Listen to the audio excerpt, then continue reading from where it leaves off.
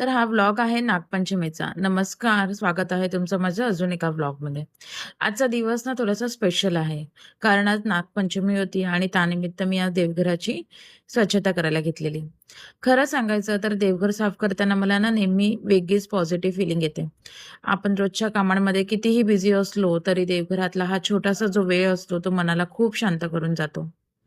आज ना देवघर स्वच्छ करताना सगळं नीट आवरून घेते. कारण आपल्या सणांमध्ये फक्त पूजा किंवा तयारी नसते, तर आपल्या घरच्या परंपरा आणि श्रद्धाही जोडलेल्या असतात. गावी तर नागपंचमीची तर वेगळीच धमाल असते. सगळे उत्साहात तिथे साजरी करतात.